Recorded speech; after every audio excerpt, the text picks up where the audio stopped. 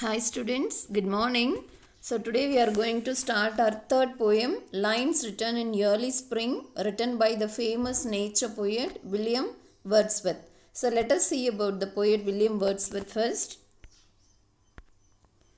So the poet William Wordsworth is one of the famous nature poet. So why he is called as nature poet is because in all his poems nature will be interlinked. Okay, that's why we call him as nature poet. So in all his poems he will be speaking about the greeneries, clouds, sun, climate, flowers, green lands, everything, clouds, like everything associated with nature. That's why he is called as the nature poet. Okay, so William Wordsworth 1770 to 1850 was a major English poet who with Samuel Taylor Coleridge helped to launch the Romantic Age in English literature with their joint publication Lyrical Ballads.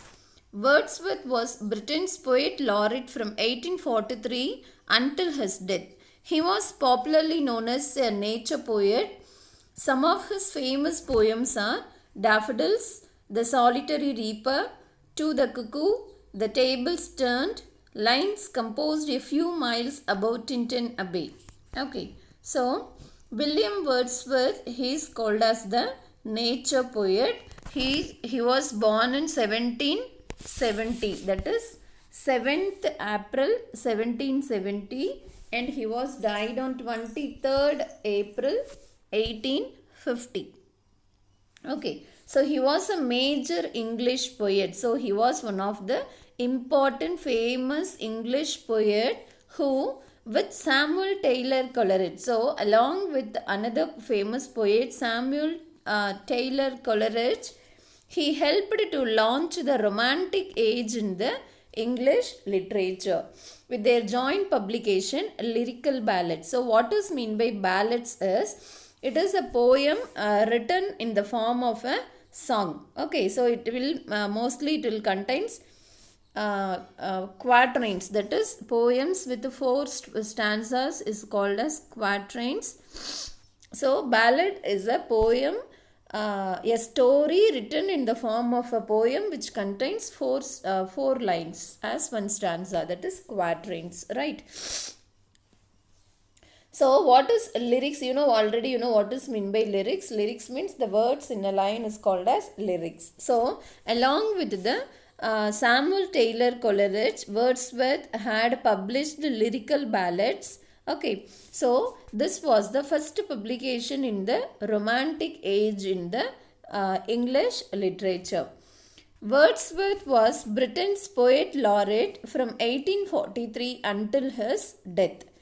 So Wordsworth was called as the Britain's poet laureate. So what is mean by poet laureate means? So the poet laureate means and officially he will be announced as the poet in that government or in that kingdom and the madri. Okay, so தமிழில் சொல்லணுன்னா என்ன சொல்கிறது, அரசவை கவிஞர்னு சொல்லுவாங்க இல்லையா, that is called as poet laureate. So they will be writing poems in the special occasions in this like celebrations or in any during any ceremonies, celebrations. Okay, so during all those time they are the official person, that is the poet laureate is the official person who will be writing the poems. Okay, so Wordsworth was the Britain's poet laureate from 1843 until his death. So till his death Wordsworth was the Britain's poet laureate. So he was popularly known as a nature poet. So William Wordsworth was popularly known as nature poet because all his poems will be related with nature. So who are all the other nature poets? Lord Byron, John Keats, P.B. Shelley. So they are also, so in their poems also nature will be interlinked, but they were not given the name nature poet. The famous person who interlinks nature with the poet is the poet William Wordsworth. So some of his famous poems are Daffodils. So daffodils is the name of a yellow colored flower.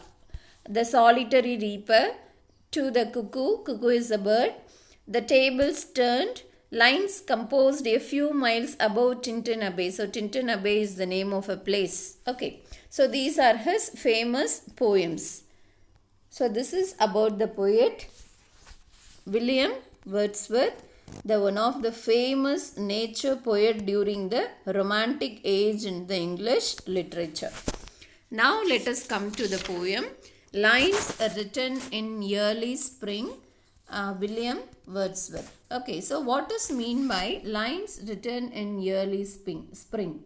So you know what is spring season. Okay, so this poem was written during a early spring season. Okay, so this poem was written by William Wordsworth during a early spring season. That is lines written in early spring, right? So now let us see about the warm-up session.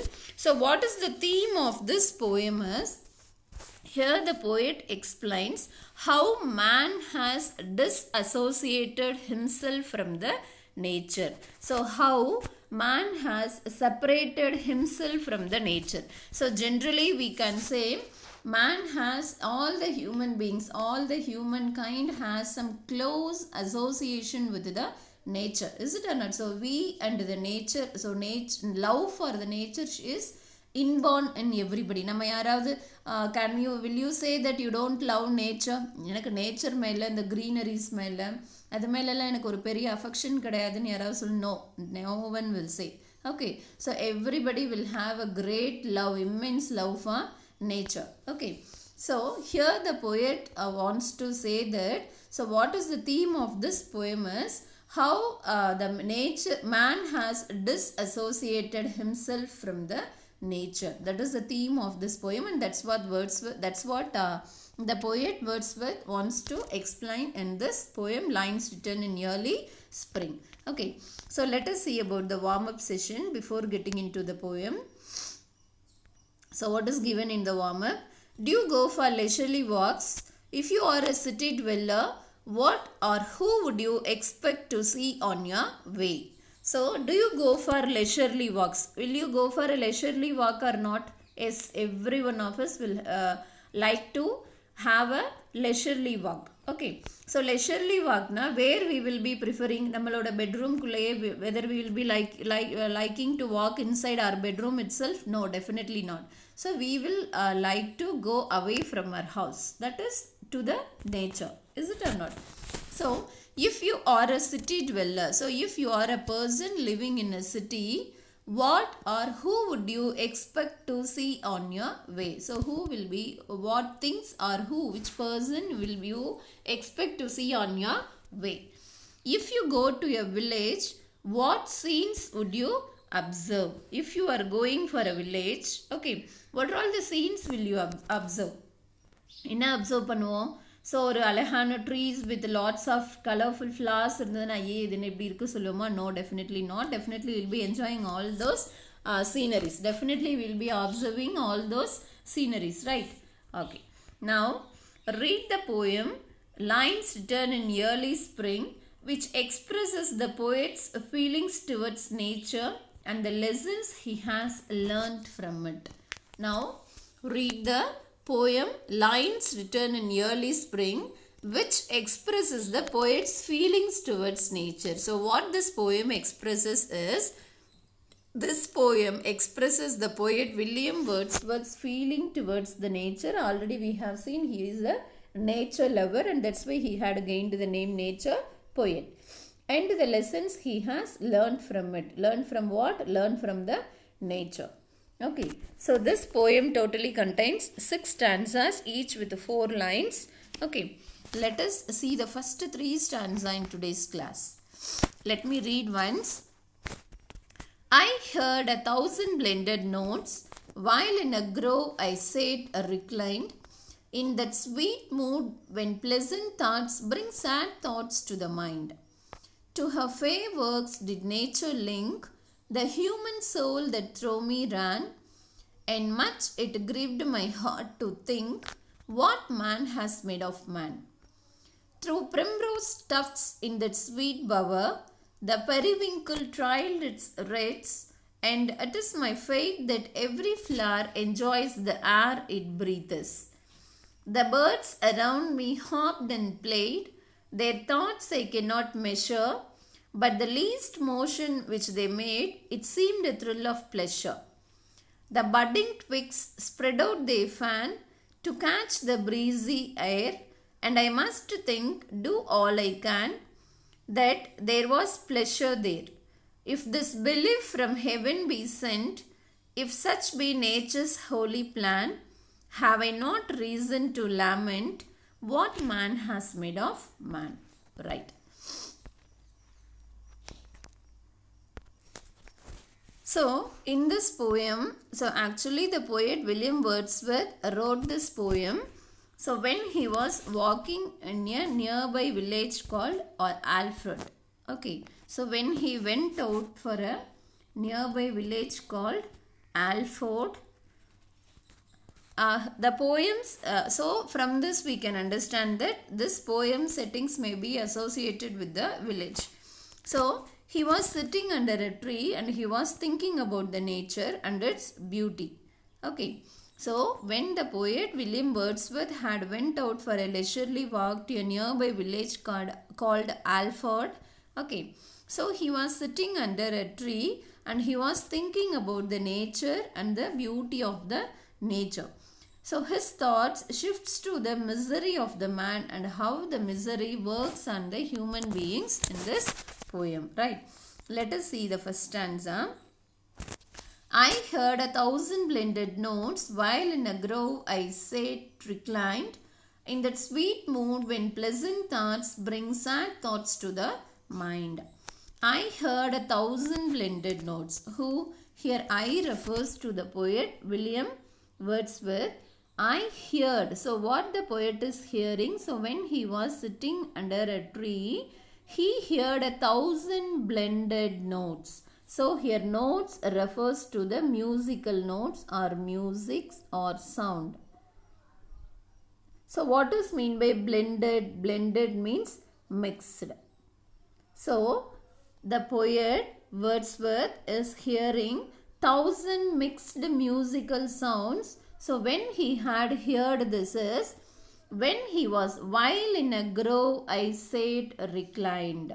So what is mean by sat? So here sat means it is the old fashioned spelling for sat. Sit sat, right? So it is the old fashioned spelling for sat. In a grove.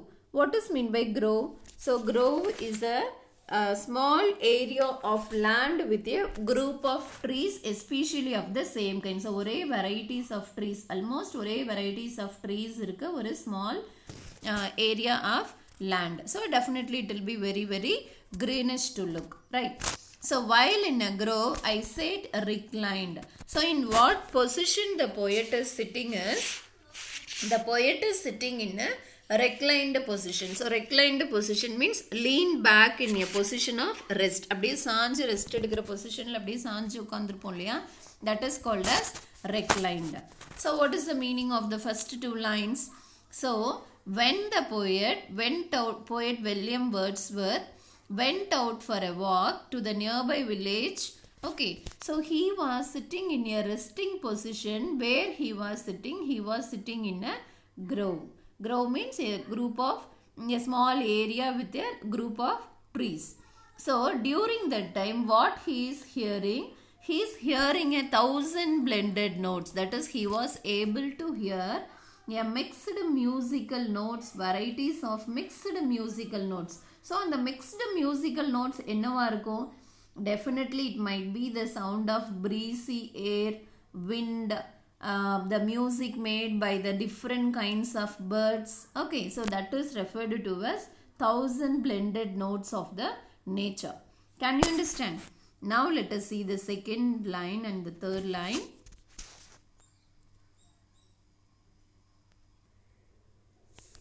So in that sweet mood when pleasant thoughts bring sad thoughts to the mind. So what is mean by sweet mood here is in that pleasant feeling. Okay, so how will be such a situation? So imagine yourself, we are going for a park or somewhere to a forest or to a hill area, whatever it is. we are sitting in an under a tree surrounded by nature, and if we are hearing the musics of the air, music of the birds, okay, definitely our mood will be very, very happy. Okay, so in that sweet mood, when pleasant thoughts. So, what does mean by pleasant thoughts? Happy thoughts. When pleasant thoughts bring sad thoughts to the mind. So, at that time, how was his thought? His thought was very, very pleasant. That is very, very happy because he was enjoying with the nature. So, that pleasant thought is also remembering the sad thoughts to the mind. Okay, so here sad thoughts refers to the changes undergone by the people living in the society. Okay, here the sad thoughts refers to the changes undergone by the people living in the society. Can you understand? So, as the poet is sitting under a tree with the nature, he was very happy. His mind is pleased with many happy thoughts, and also equally, so that pleasant thought is recalling him, reminding him of the sad thoughts also. So why he is worried is he was worried about the changes undergone by the people living in the society. Understand? So this is what explained in the first stanza. Let us go for the second stanza. To her fair works did nature link, the human soul that through me ran, and much it grieved my heart to think, what man has made of man. Okay, to her fair works did nature link, the human souls that through me ran. Okay, so here her fair works. So here her refers to the God. Okay, to her fair work. So whose work is very fair? Fair means good. Whose work is very fair? God's work is very fair. What is God's work? Creating this beautiful natural earth is the God's work. Okay, that's why it is referred to as fair work. To her fair works did nature link the human soul that through me ran. So here the poet is very happy, and also the poet is appreciating the God for creating such a beautiful earth and linking the human soul along with the nature. Okay, because as I said already, we are interlinked with the nature. We are created in such a way that we are dependent on nature and we are interlinked with the nature.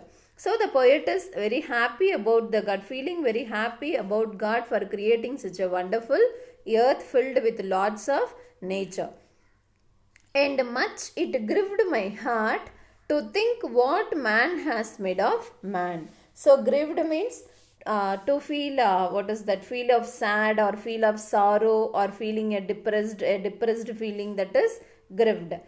And much it grieved my heart to think what man has made of man. And also the poet is feeling very much worried to think what man has made of man.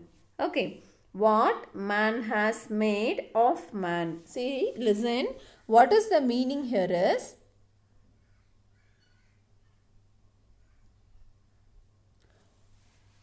so the poet is worried why the man has separated himself from the mother nature. Okay, so why the human being has separated himself from the mother nature. Okay, so what is said in this stanza is, the poet is very happy of creating such a wonderful earth and interlinking the human being's life with the life of the nature. And also the poet is feeling very much worried of why man has departed himself, disassociated himself from the nature. Okay, let us go for the third stanza. So what is third stanza? Through primrose tufts in that sweet bower, the periwinkle trailed its wreaths, and it is my faith that every flower enjoys the air it breathes. Through primrose tufts. See, listen, what is meant by primrose? Here it is given in your book bag. A wild plant with yellow flowers. That is primrose. Primrose means a wild plant with yellow flowers. Listen, I will show you. See, these yellow colored flowers are called primrose. Okay, so this what is primrose? A wild plant with yellow flowers and tufts it is given in. So primrose tufts. Tufts means bunches of flowers. See, these flowers are in bunch. So bunches of flowers, that is tufts. Through primrose tufts in that sweet bower, the periwinkle trailed its wreaths. So what is meant by periwinkle is, see, periwinkle means a trailing plant.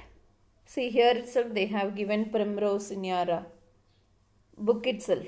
So this flower is called as primrose, yellow colored flower. Okay. So periwinkle, a trailing plant with large blue flowers. What is periwinkle? A trailing plant with large blue flowers. Trailing abdina, it is nothing but it spreads along the ground. That is trailing plant. Let me show you the picture. See, these flowers are called as periwinkle. Okay. So a trailing plant with large blue flowers. So trailing means, as I said, it spreads along the ground. See, it is looking like a creeper which is spreading along the ground. Very nice to look. Okay. So this flower is called as periwinkle and it is given as periwinkle trailed its wreaths. Wreaths means nothing but in the decorations lallam paathirpom illaya. So the flowers will be made as rings, ring of flowers. Okay. So the flowers which abbe ring madri pannirpaanga illaya. So that is called as wreaths. Okay.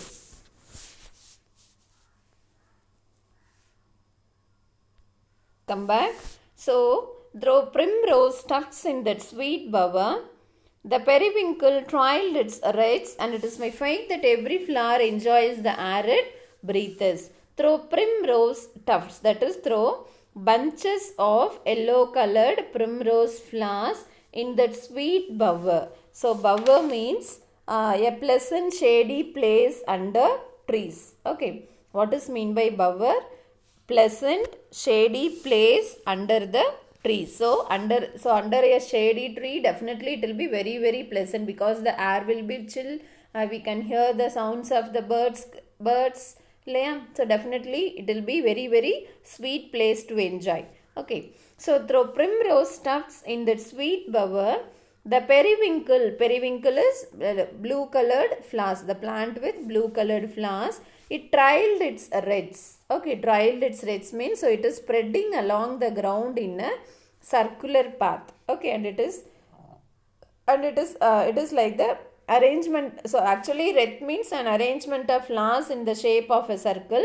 So anga eppadi spread aayirukna, like the circular shape madri it had spread in the ground. So these two lines explains the place where the poet is sitting under a shady tree. அவர் அங்கே உட்கார்ந்துருக்க இடத்துல எப்படி இருக்கு? It is covered with the primrose, bunches of the primrose flowers, and also the periwinkle flower had spread along the grounds and it is forming in like a circular arrangement. Okay, so this is the place where the poet is sitting in a reclined position under a bower, that is under a shady tree. And it is my faith that every flower enjoys the air it breathes. Okay, it is my faith. Whose faith?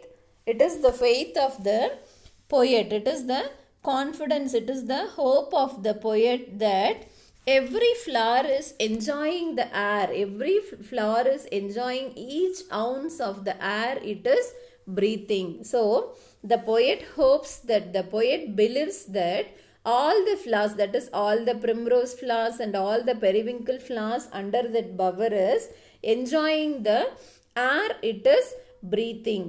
Okay, so this is the confidence of the poet. So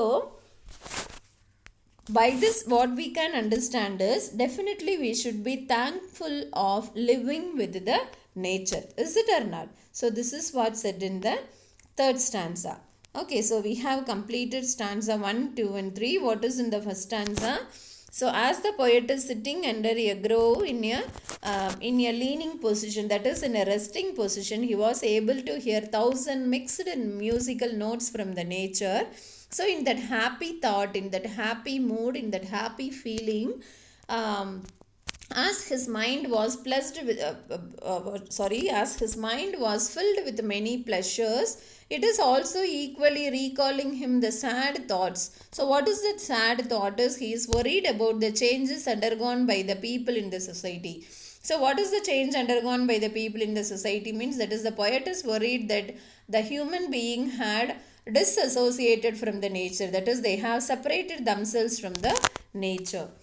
Next one is, so the poet is appreciating the God for creating such a wonderful nature and linking it along the life of the human being. And also the poet is grieved, that is the poet is worried about what man has made of man, that is why the human being had detached himself from the mother nature. So in the third stanza, what is said, the poet is sitting under a place, that is under the shady tree. How was that tree? So how is that place? It is covered with beautiful bunches of primrose flowers, that is yellow flowers, and also along the ground what is spreaded. So he was able to see the periwinkle flowers spreaded along the ground in a circular arrangement.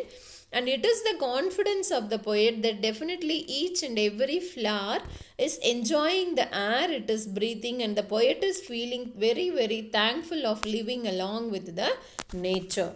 Okay. So that's why in the intro it has said that the poem lines written in the early spring is expressing the poet's feelings towards the nature. Okay. So this poem is written during the early spring period. That's why it is named as lines written in the early spring. Okay, so I hope you have understood stanza 1, 2 and 3. Let us start with the stanza 4, 5 and 6 in the next video. Hope every one of you have understood.